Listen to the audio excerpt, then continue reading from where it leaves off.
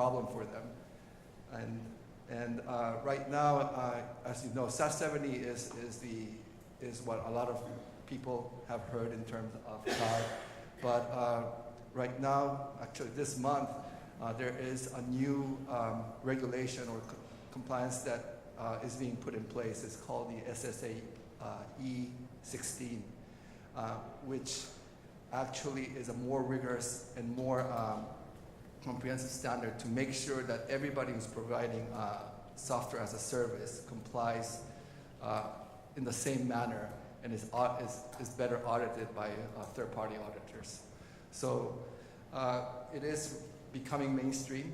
There's a lot more regulation, a lot more visibility. So that is the reason why a lot of people are slowly moving into SaaS.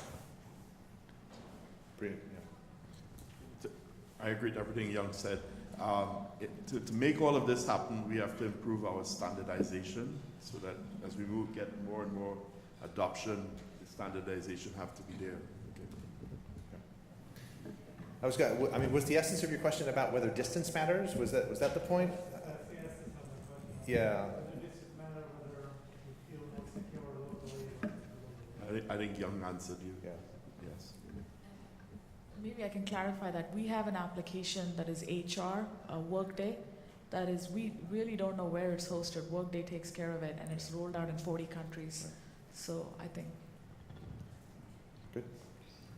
Actually, to answer your question, is our maturity, our adoption rate, how we perceive things.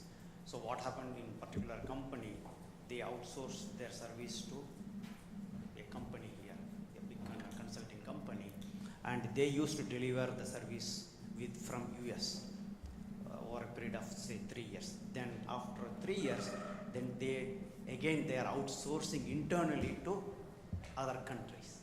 So now I think the end customer is happy or comfortable in doing this. Initially, maybe this is my personal guess, initially it went with, it is a US based company, the people are on site, but now slowly they are removing from US to some other company with the off-site.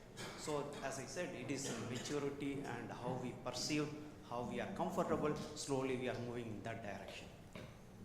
So this gentleman is a plant, because it's a good segue into the, not a house plant, but a good segue into the second question, which is what is perceived as the biggest challenge for deploying SaaS? Is it security? Is it performance?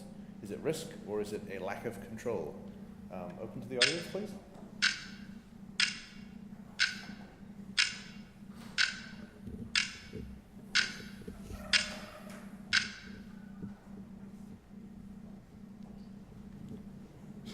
So this is pretty much what I always seem to see when you ask questions about SaaS and cloud.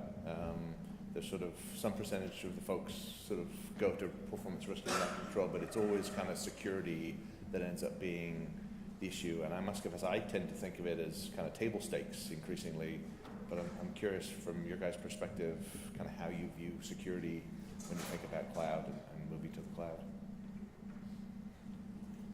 I guess, we have all of our employee data on the cloud, and security, I think, to an earlier point, we use SAS 70s very strictly. We audit our companies.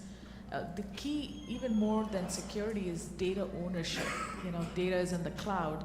Do we still own it is another concern that most companies are beginning to have, because once, who owns the data? They kind of have it.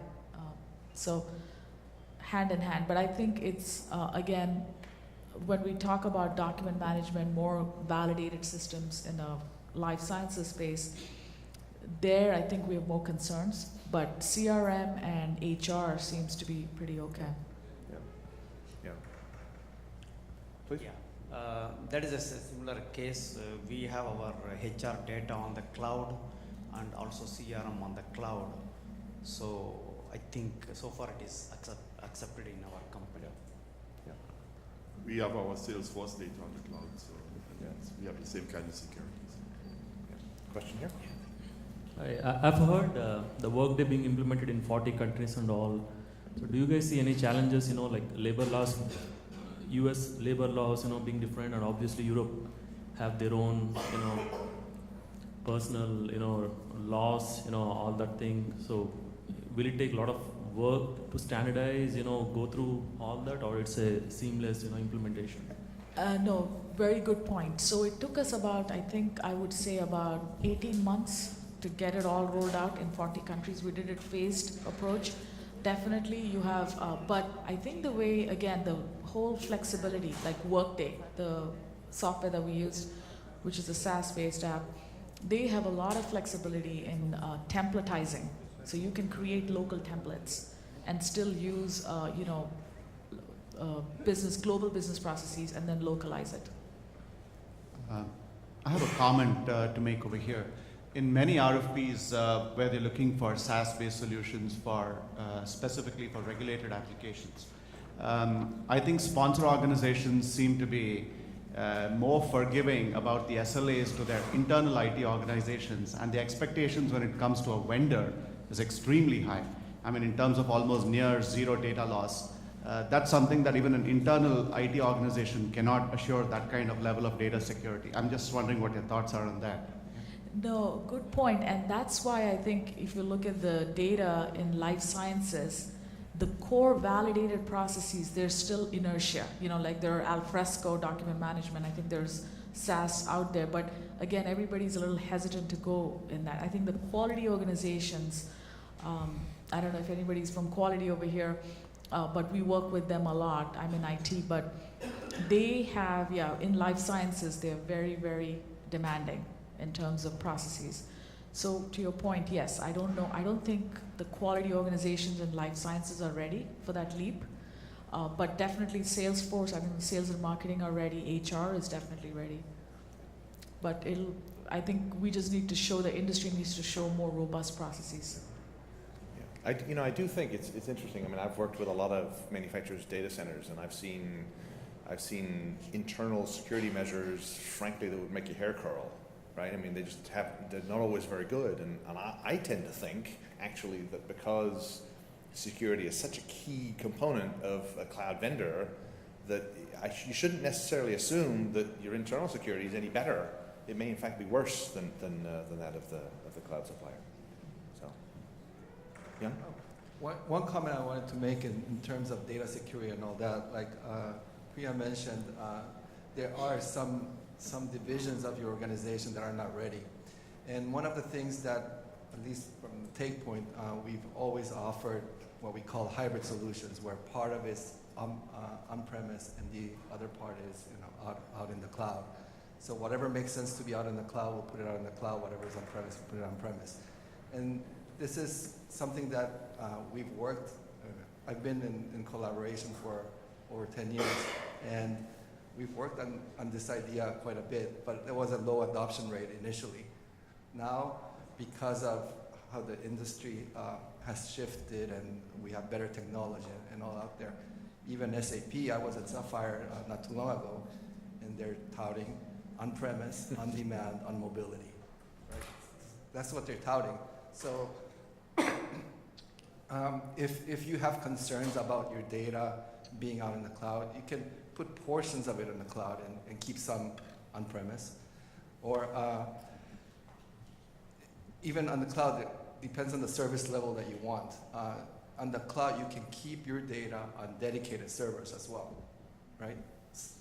Software as a service means that it's provided as a service, they're providing you the hardware, they're providing the application, but it doesn't have to be commingled with somebody else's data. So there's different levels of services. So that's all considerations that you can make, assess, and then when you're assessing a vendor, those are things that you should look at. Yep. Agreed. Okay.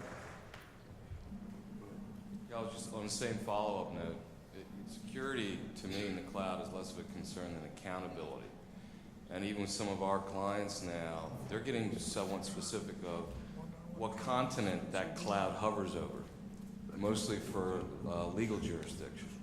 Whereas you have global companies, if somebody, like, we're using cloud for DR, obviously, because it's very effective, easy to deploy. But the issue that some of our clients said is fine, but we want to make sure that cloud is not hovering over U.S. soil.